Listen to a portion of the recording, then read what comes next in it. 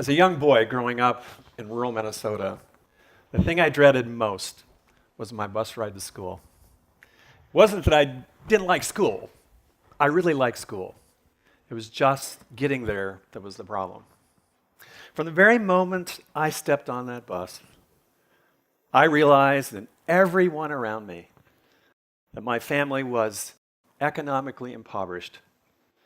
I was the poor kid on the bus. Like it was yesterday, I remember comments made by fellow students on the bus. Comments like, "When are you going to paint your house? Who cut your hair? Why are you wearing that?" Comments like these brought misty tears to my eyes and deeply wounded my soul. Because economic impoverishment is worn on the sleeves, but it wounds the human soul.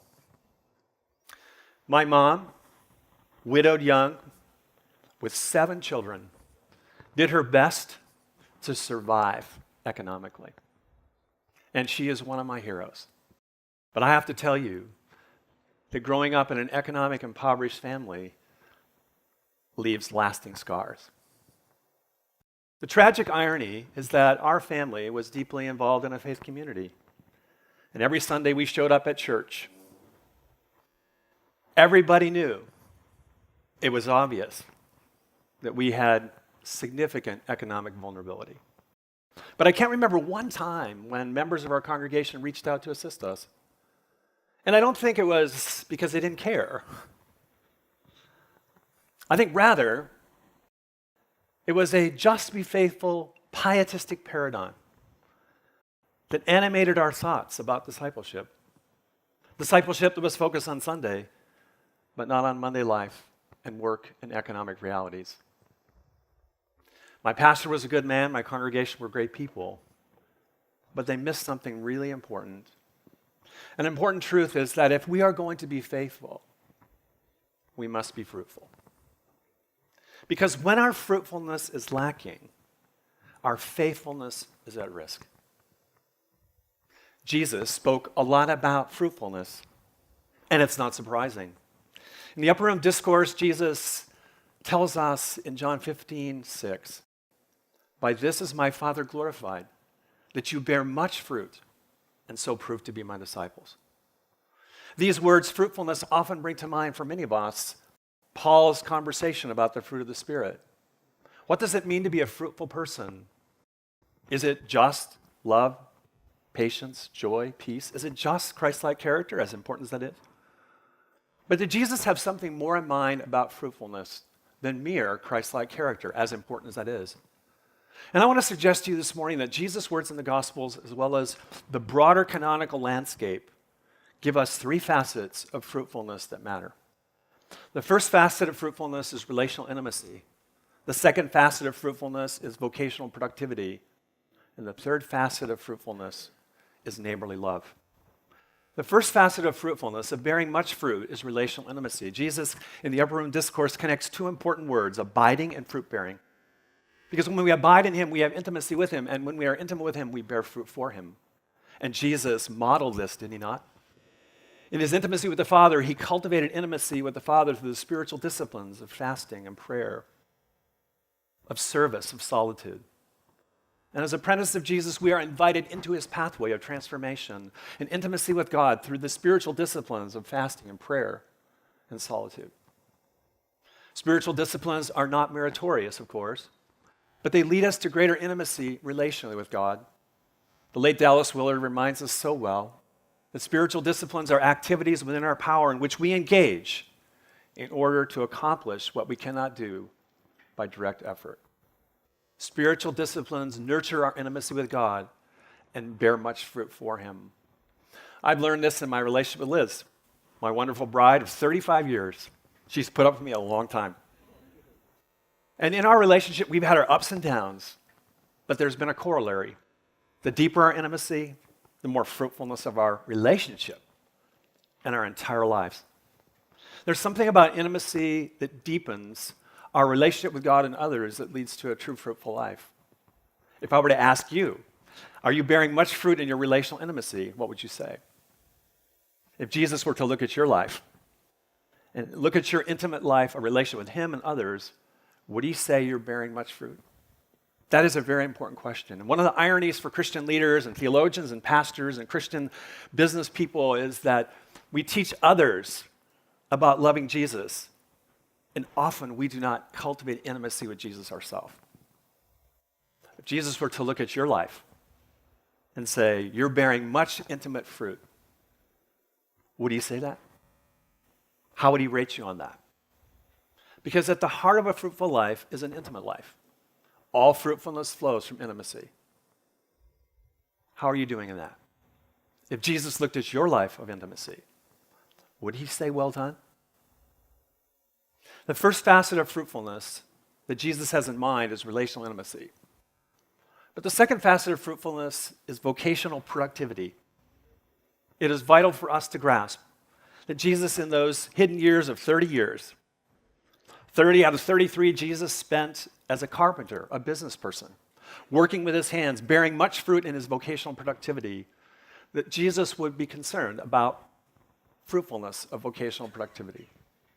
This makes sense for us because in creation, human beings are created to be fruitful. And the Genesis account profoundly tells us that fruitfulness is at the heart of a human anthropology. In Genesis chapter 1, verse 29, we have 5 Hebrew imperatives that are linked together in a strong chain. These 5 Hebrew imperatives and the cultural mandate tell us that fruitfulness matters. The first Hebrew imperative is the Hebrew word para. It sets the trajectory of humans throughout all of the Bible to be fruitful. But what does fruitfulness mean? Fruitfulness has 2 nuances in the Hebrew text.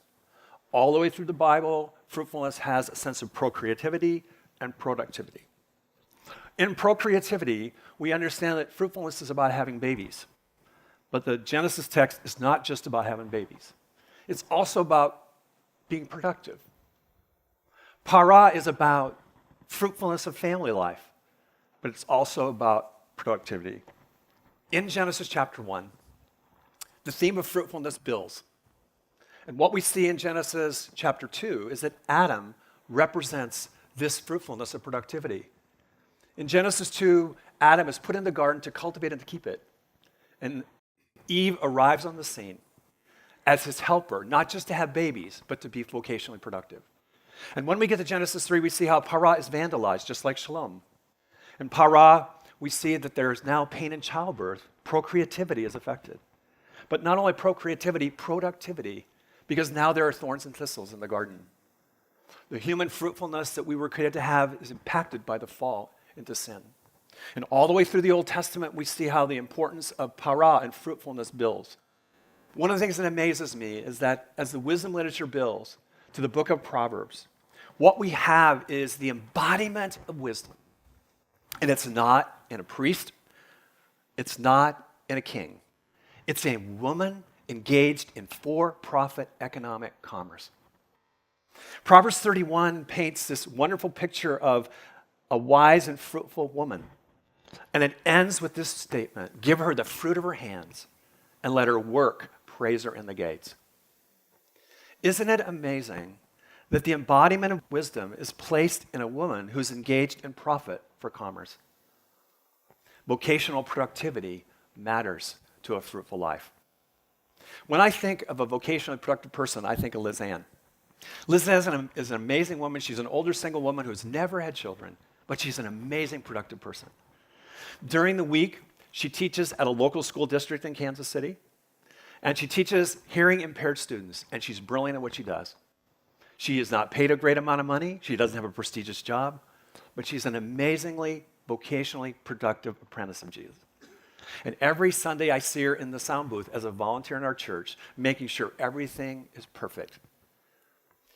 Liz Ann is an apprentice of Jesus who models profound relational intimacy and, yes, profound vocational productivity. How about you? If Jesus were to look at your life, would he say you're bearing much fruit in your vocational productivity? If Jesus were to give you your annual job review, how would it read?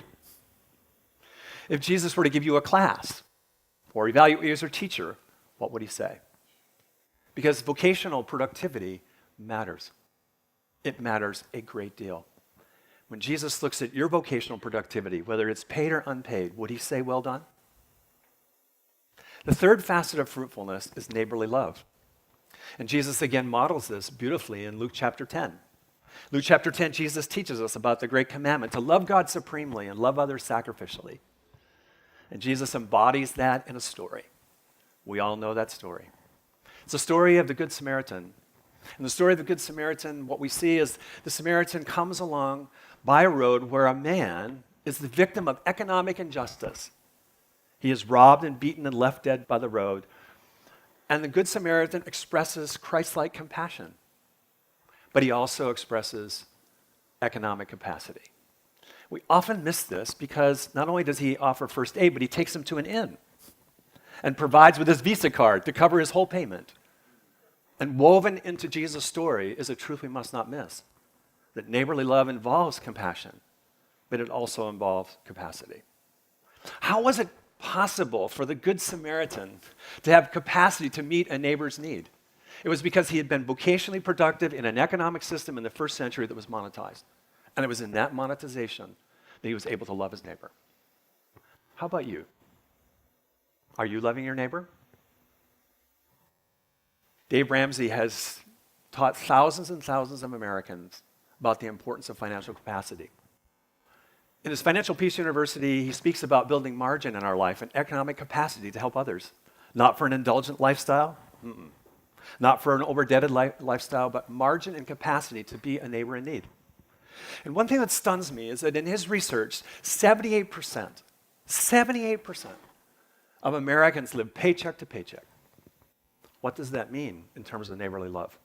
What that means is that many times we have the compassion, but we do not have the capacity to love our neighbor as we ought. How are you doing in that department? See, if we understand this, we really understand it.